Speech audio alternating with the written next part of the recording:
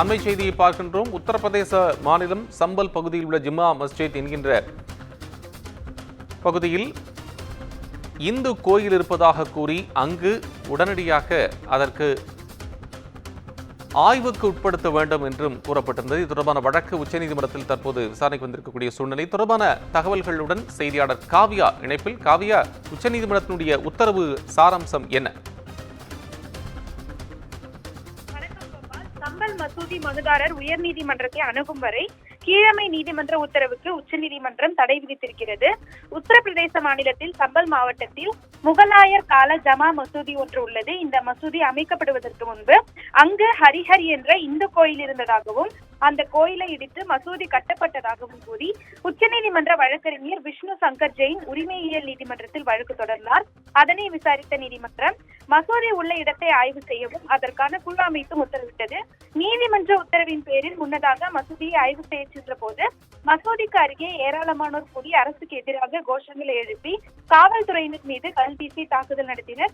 மேலும் அங்கிருந்த வாகனங்களுக்கு தீ வைத்தனர். தொடர்ந்து இந்த வன்முறையை சமாளிக்க போலீசார் போராட்டக்காரர்கள் மீது கண்ணீர் புகை குண்டுகளை வீசியும் தடியடி நடத்தியும் அவர்களை கலைக்க முற்பட்டனர். தொடர்ந்து இந்த மோதலில் இதுவரை 4 பேர் உயிரிழந்ததாக தெரிவிக்கப்பட்டிருக்கிறது. இந்த நிலையில்தான் இந்த ஆய்வை எதிர்த்து மசூதி சார்பில் உச்சநீதிமன்றத்தில் வழக்கு என்பது தொடரப்பட்டிருந்தது. இந்த வழக்கானது உச்சநீதிமன்ற தலைமை நீதிபதி சஞ்சீவ் கண்ணா தலைமையிலான அமர்வில் இன்று விசாரணைக்கு வந்தது. அப்போது சம்பல் மசூதி மனுதாரர் உயர்நீதிமன்றத்தை அணுகும் வரை கீழமை நீதிமன்ற உத்தரவுக்கு தடை விதிப்பதாக தெரிவித்தார்.